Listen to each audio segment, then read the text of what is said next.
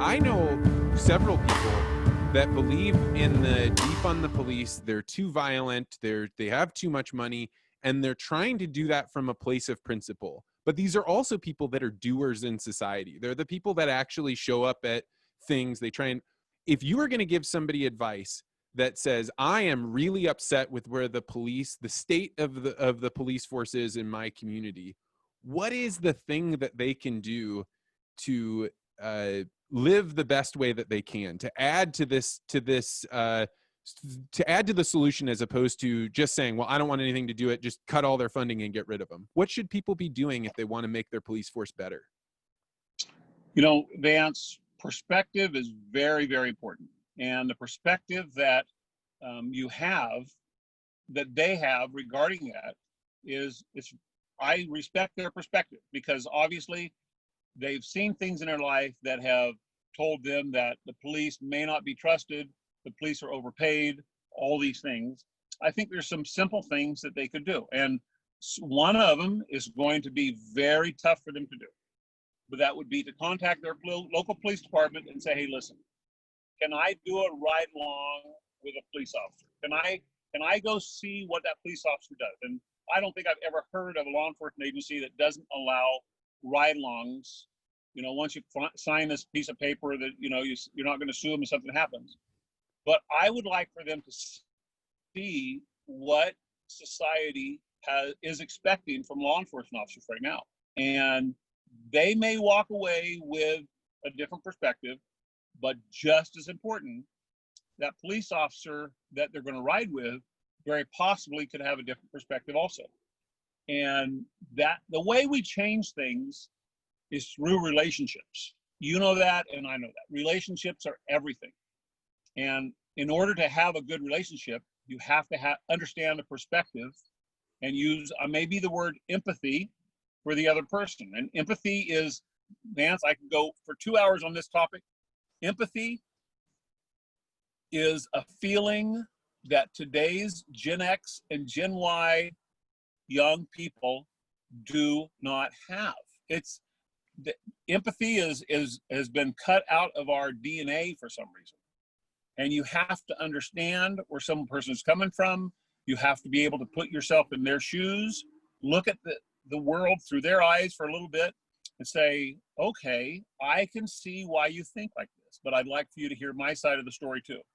And if both sides are willing to sit down and have a genuine, open conversation, and Vance, it doesn't have to be a public hearing, because when you have a public hearing, emotions flare.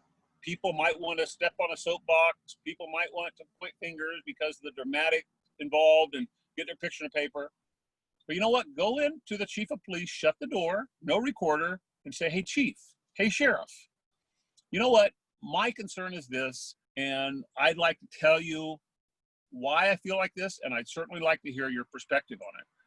And that's how we're going to change things. Other than radical, what happened in Seattle with CHOP and so forth, that if we continue down that road, then you and I can both predict that in 10 years, the police forces are going to be better financed than ever before, because the pendulum's going to swing the other way.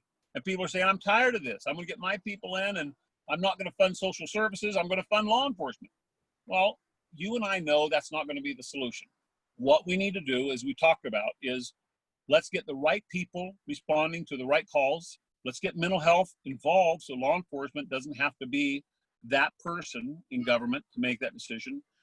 Let's do everything we can to improve the training at our basic police academies, to send people out as we let them spread their wings, let them have a really good foundation of peacekeeping, not just law enforcement, but peacekeeping. And most importantly, let's not lower the bar of the standard of getting these people in law enforcement. Let's not say, well, we used to not hire people who've ever done steroids or this type of drugs before, but let's allow that to happen because we're a new generation. There's some reasons that we have some of these basic guidelines in hiring and recruiting law enforcement and doing backgrounds. I certainly do not want the bar lowered, but it's going to mean that it's going to be a lot tougher to hire individuals who do want to become peacekeepers. I totally think that is practical advice. I will probably try and take you up on that. If I can get it in before my wife has a baby, I'll go try and do a ride along. I think that'd be Sure.